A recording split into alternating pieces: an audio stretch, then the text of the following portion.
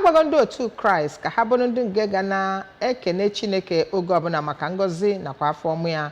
n'ebe ha nọ. Emere ka amata nke anụnwa na oge Administrative Cathedral Church of St. John Ekele kansụl ime obodo Agwata, Venerable Ifeanyị Chukwu Ogbueli nọ wee kwupụta maka mmemme 2023 Agwata the Season Harvest and Paying of Homage bụ nke anọ wee mee ọtụtụ ihe dịgasị iche iche ha nọ n'oge a kene Chineke maka ebere nakwa afọ ọmụ ya n'ebe ha nọ nakwa nchekwa. Agwala ndị otu Kraịst ka onye ọbụla bụrụ onye ga na-erube isi na-asọpụrụ Chineke ma na-enwe afọ ojuju n'ihe ọma Chineke na-ere. Joseph Egbeọcha na ebe a ma wetara anyị ozi a ka anyị gaa n'iru. Venerable Ogbueli, onye kọwara na Chineke kere mmadụ n'oyiyi nke ya, kọwapụtara mkpa ọ dị ka ndị otu Kraịst nwee ike na-etinye uchu n'ọrụ ha na-arụ n'ugbo Chineke. Ọ gwara ndị mmadụ ka ha ghara ikwe ka ihe iche aka mgba niile a na-ahụta n'ala Naịjirịa n'oge ugbu a bụrụ nke ga-ebutu mmụọ ha, ma chetara onye ọbụla na nsogbu ọbụla nwere oge ọ ga-akwụsị.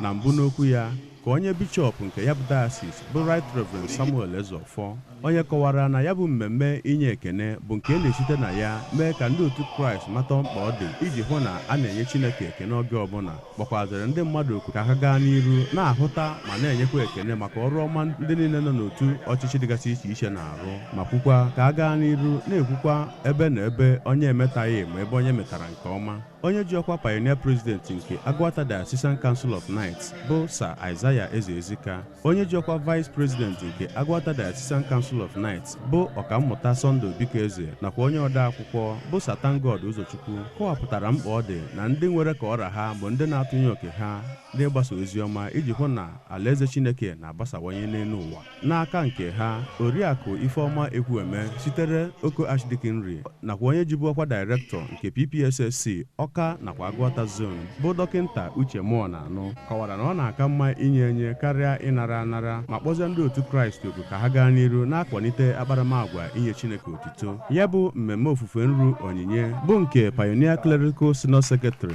nke Agwata Diocese ma bụrụkwa Archdeacon nke Oko Archdeaconry Venerable Steve Nnadi so n'ije ozi bụ nke a nọ n'ime ya kwue ukwe abụọma dị iche iche bute ihe inye Chineke ekene bụ nke sitere n'aka Archdeaconry 15 dị n'okpuru Agwata Diocese. Ekpere maka ala Naịjirịa, Anambra Steeti nakwa ndị nọ n'otu ọchịchị dị iche iche. Onye isi oche otu Agwata Diocesan Women's Ministry bụ Oriakụ Chinyere Ezofọ nakwa ndị oji ozi ọzọ na ya bụ diocese bụ ndị bịara ya bụ mmemme bụ nke ọtụtụ otu ụmụ akwụkwọ nọkwa na okpuru ya bụ Agwata Diocese sokwa n'ime ya. Site na Cathedral Church of St. John Ekele, Joseph Egbeọcha maka akụkọ ụwa ABS.